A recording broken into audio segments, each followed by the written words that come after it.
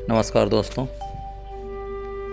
आज हम अपने युग के एक बेहद ही हसीन और अपनी प्रकृति के एक शायर लेखक रहे हैं और इनके बारे में बता दें कि इनकी ज़्यादातर लेखनी को जो है आवाज़ के धनी, आवाज़ के बादशाह जो है गज़ल गायकी में जिनका एक मुकाम रहा है, ऐसे ही जो है जगजीत सिंह साहब की गज़लें,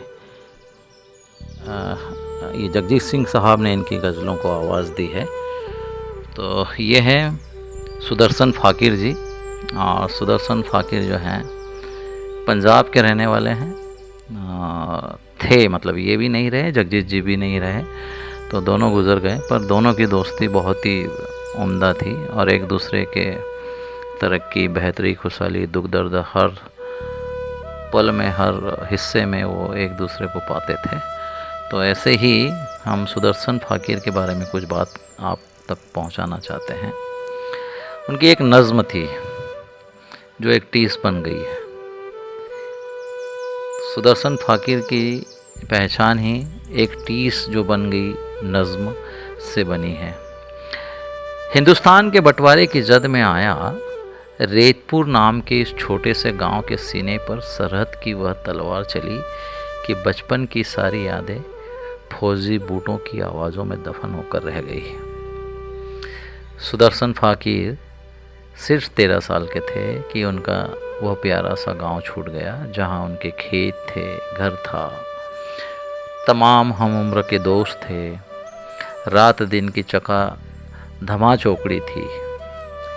ये टीस फ़ाकिर के दिल में इस कदर गहरा उतर गई कि इसी टीस से पैदा हुई वह नज़्म, ये दौलत भी ले लो, जो आज अदब की दुनिया में सबसे मकबूल नज़्मों में से शुमार है, मकबूल नज़्मों में से एक है। फिरोजपुर के एक छोटे से गांव रेतपुर में जहां उनकी पैदाइश सन 1934 में हुई, वह गांव आज भारत पाकिस्तान की सरहद पर सेना की एक छावनी बनकर रह गया है। अपने इस गांव में हंसते खेलते उनका बचपन बीत रहा था। वो 13 साल के थे। हिंदुस्तान के बंटवारे की दहशत ने सरहदी इलाकों को गिरफ्त में ले लिया था। बदकिस्मती से सुदर्शन फ़ाकिर के गांव रेतपुर के सीने से होती हुई सरहद खींच दी गई और सब कुछ तहस नहस हो गया। दोनों तरफ लाशें गिरी, लूट मार हुई और बचपन के सुनहरे दिन पलक झपकते खो गए। वह खूबसूरत गांव छावनी बनकर रह गया है। इस सदमे का सुदर्शन फ़ाकिर के दिल पर जो असर हुआ था, उसे उन्होंने बरसों बरस बाद अपने बचपन के नाम एक नज़्म में किया। ये नज़्म है, ये दौलत भी ले लो, ये शोहरत भी ले लो, भले छीन लो मुझसे मेरी जवानी, मगर मुझको लौटा दो बचपन का सावन, वो कागज़ की कश्ती, वो बारिश का पानी। उनमें अपना खोया हुआ बचपन पाने की ऐसी तड़फ है कि इसके लिए अपना सब कुछ खोने को तैयार थे वो। ये उस ज़मीन का कमाल था जिसने सुदर्शन फ़ाकिर को अजीम शायर बनाया।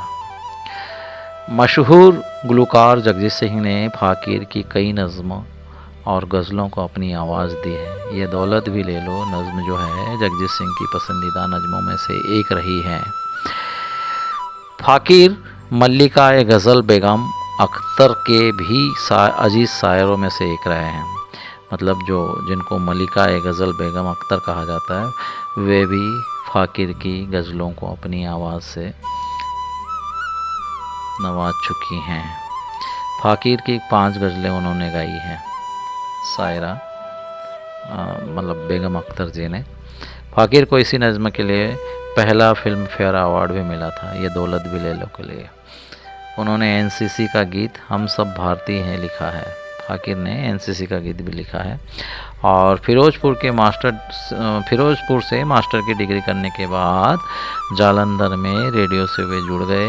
इसके बाद मौसीकीकार जयदेव के लिए उन्होंने ज़िंदगी मेरे घर आना लिखा, फिल्म दूरियां, प्रेम आंगन और यलगार के लिए डायलॉग लिखे और 18 फरवरी 2008 में वे हम सबको छोड़ के चले गए। तो ये थे सुदर्शन फाकिर।